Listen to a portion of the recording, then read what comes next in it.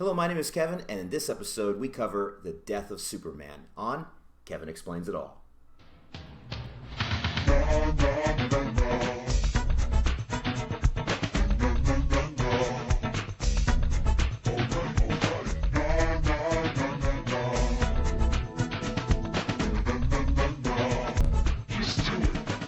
So why am I covering the death of Superman, a book that came out all the way in 1993? First of all, I purchased it and I wanted a way to write it off, so here you go.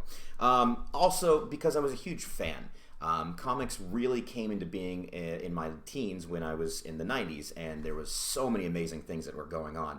For example, in the DC universe, not only did they kill Superman, Batman had his back broken, Green Lantern went insane, and I'm not really sure about Wonder Woman. I think she just went missing. In fact, she's incredibly missing in this story, as is the other characters I just mentioned, because the Justice League of the early 90s was shit. But we're going to get into that in a second. First, I want to cover the Death and Return of Superman Omnibus. This is a full omnibus, nice, big, several hundred pages, really nice, pristine material, like a high-quality magazine print. And, of course, you also get the return of the Supermen. Now, if you're not familiar with that storyline, I'm not going to cover it in detail on this episode, but I'd love to in a future one because I think the story really kicks into high gear when they introduce the other Supermen that are, let's call them, challengers to the throne. But, yeah, the dust jacket is real nice, and, of course, it's the exact same images on the front and back. This particular book was really special, mostly because it overtook media in a way that a comic book really hasn't since. The death of Superman was covered in, the New York Times. Not only has Superman never really been covered before, but no comic character has transcended on so many different media levels like this before. It was really hard to understand the significance of this particular book. I just want to show you the splash cover, the splash inside cover, because this, if you ever read this book or you know anything about this storyline, when you see this image, it's going to kind of take you away. It's going to put you in a different place. And here it is. This is the main man, super freaking man right here, the god of superhero comics, and he is done. No more Mr. Nice Guy, no more Boy Scout. It is go time. And this image right here just, speaks to, like, especially if you went through the 90s the way that I did, and comics were kind of new medium for you. This is just, perfectly transcends what this comic was, what it meant to us, and for every young boy or girl that grew up in that time who wanted to throw a cape on and fight crime, this is where it started. As we get into it here, they talk a little bit about how they came to the decision to do all this, and the writers particularly were saying that a lot of people said that this was just a grab for attention, that this was really just like, oh, you're just trying to con us into reading your book, and it's a marketing publicity stunt and everything else. And their answer was, yeah, that's what we do. We sell a product. Our product is Superman. Of course we're going to try to get your attention. And damn, did they succeed. Who doesn't know someone who has a bagged issue of Superman 25 that you bought for $25 and still has a $25 cover because they printed 11 billion of them, right? Doomsday. Doomsday is a motherfucker. So Doomsday is the real deal. The OG Doomsday. They added new layers onto him because they want to make their villains more complex over time. But the OG Doomsday is where it's at. This badass, basically he was like, you remember the movie 300 where the Spartans, they threw their kids out to the wolves, and if you made it, you made it. If not, tough, right? And there's all these bones and everything else. That's how this guy, that's his origin story. He basically came up on a planet that had like harsh, noxious fumes and killed people instantly. And there's predators out there. So if you get past the really bad, jagged terrain that will kill you instantly, then you got to deal with the supersized predators that will also shred you apart. So Doomsday was actually kind of like a lab experiment where they continued to throw this infant out into the wild, and he would be just immediately killed because of the conditions of the planet that he was on. Then a scientist would take DNA from that dead baby and then throw it into a clone maker and then make a new clone version, throw him out, and over time the baby evolved to get, it adapted to the atmosphere. Then it adapted to the wildlife. Then it eventually became just an unstoppable killing machine because they kept making it bigger and stronger and better. So that's more or less the origin story of Doomsday.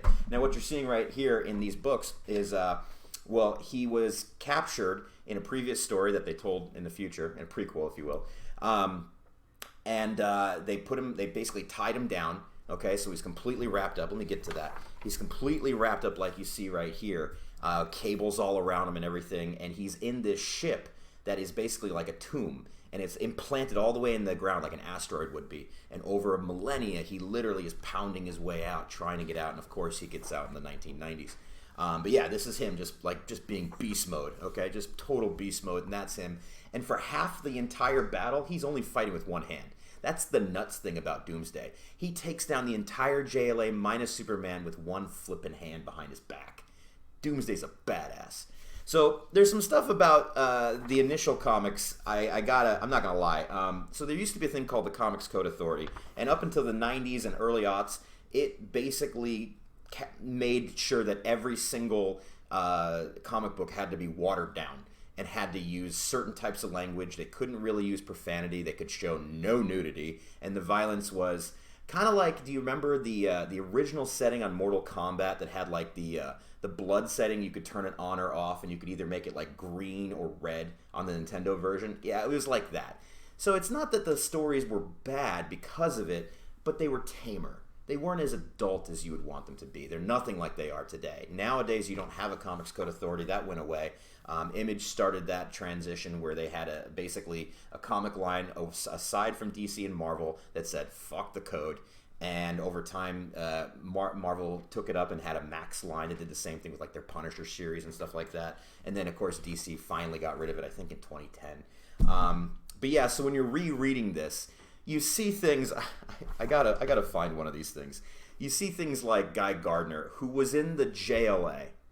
Guy fucking Gardner was a Justice League member. Now, for those that are not familiar with the old school Justice League, they had a roster that was not always their A tier or B or C. Really, this is like their Z tier. When Guy fucking Gardner is in your main lineup, you are reaching for the bottom of the barrel, okay? So Guy Gardner at the time, he was previously a Green Lantern. I don't remember his story because it sucked. They tried to make him into a DC bad boy in the early 90s. Yeah. The art is very traditional for the time. This is the 90s art that you get. Very big, broad shoulders and crazy, ridiculous proportions of the villains and very feminine-looking women for the time, although Lois Lane, if you can see this right here, she looks like she's from 1950-something. I mean, look at this Pompeii hair here. Look at these broad, padded shoulders. This very petite frame. The mom jeans. Are you fucking serious? The mom jeans. So then we get on to the Justice League. Now, I'm just going to show you this cover right here as I scroll through this. I know Guy Gardner. I know Booster Gold. I knew Blue Beetle. And I don't give a shit who these other people are. And neither do you. And that's my point. Where the hell are the real heavy hitters? Where's Flash? Where's Aquaman? Yeah, Aquaman.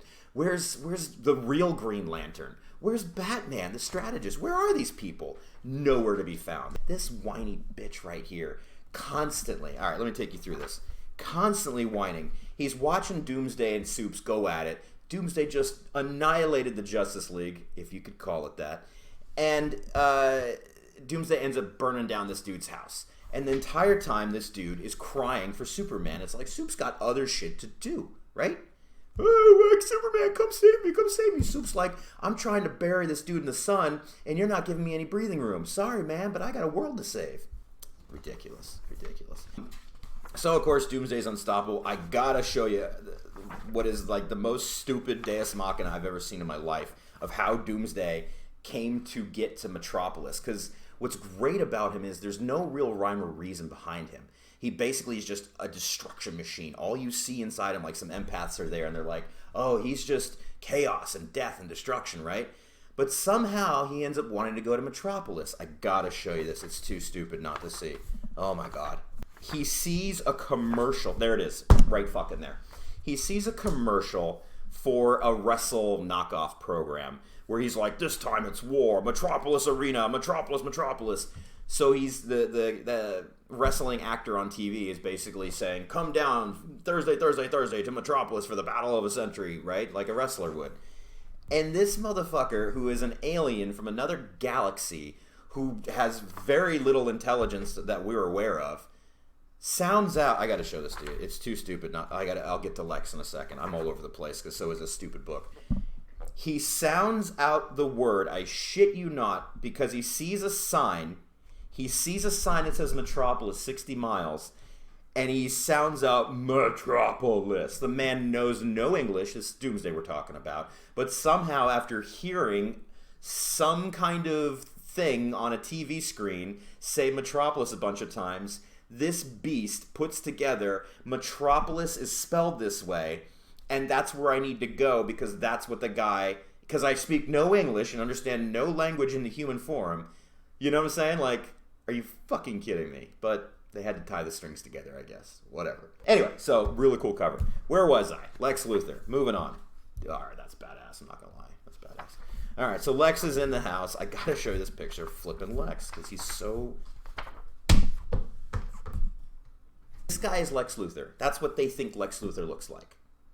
I don't even know, a clone of Fabio with red flowing hair and in his 20s that somehow owns a Supergirl clone? Or, I don't know, some kind of putty? I'll explain. She's made out of fucking putty. She goes against Doomsday. Doomsday just, like, she's some kind of alien. I don't know if it's from the Cadmus Project. I don't know. The storylines were not always that great. And we get to the issue that if you've never seen the cover before because you have a copy and it's in a black board with a little S on it, that's what it is. Dan Jurgens wrote it. Brett Breeding did the art for it. Awesome art. Like, up until this point, like, the books were like, okay, cool, splash panels, all this stuff. This book, iconic as fuck. Like, they really nailed it. Like, they... Let us proceed. So here you have giant pages. Just no small panels anymore. Just giant fucking pages of battle. Just the pinnacle of, like, hero and villain, and they're at it to the death. Okay? And then, of course, you have some losers with cannons on their back flying around, hitting them. Stupid. This. Now, first of all, if you're a fan of the Batman, a Nightfall series, when Batman had his back broken, you may see some similarities when Bane has Batman over his shoulders. Just kind of, yeah. Anyway, just amazing. Look at these giant splash pages. So cool. Just one after another. They just gave it this look of fucking epicness, right? And then here's this scene. This is Lois Lane. This is 90s Lois Lane. Like, don't leave me. And Soup's like, I got to. Because I'm the man. And this is what the man does. The man fights for what's his, you know, to the D. And it was so cool. Oh, I'm getting weepy. Anyway, look at this. He's going to grab his boo one more time and be like, again, splash page after fucking splash page. Look at this. There's no small panels. And it's just like, you and me, babe. Ride or die. And he's going to die. But look at this. This shot right here. Oh, imagine the full art of this with none of this crap on the side. This... so good. Doomsday gets his. So here we are in one of the most iconic images ever. Now, if you had the book, the actual comic book, and apparently in version 3 of this reprint, they do the splash page. And it was basically a page wrapped in here, and you would take it out and see the very next page. However, in this book, it's just, you just flip the page. But this is the death of Superman. And man, it was awesome. It was an awesome read. If you've never read it before, you can find it online, very cheap. This omnibus, I'm halfway through The Return of Superman, which is another amazing storyline I'll cover another time. But man, the feels. And you know, while I'm quarantined inside and the world's a little sketch, so are our political leaders, it's pretty cool to think about like a true hero, you know, and a true villain. With no complications about the villain. We don't have to worry what his backstory is, and maybe he had thoughts and feelings too. There's a bad guy and a good guy, and the good guy gave it all to beat the bad guy. And sometimes that's all right, you know? Sometimes that's good storytelling. Anyway, that is Death of Superman and the Omnibus. I really had a good time reading this. I hope you had a good time watching this. Take a look if you get a chance, and mention in the comments what kind of book you'd like me to cover next. I just purchased Apocalypse Omnibus from the Age of Apocalypse storyline, so believe me, you're going to see a video on that. I hope you had a good time. This is Kevin Explains It All. Take care.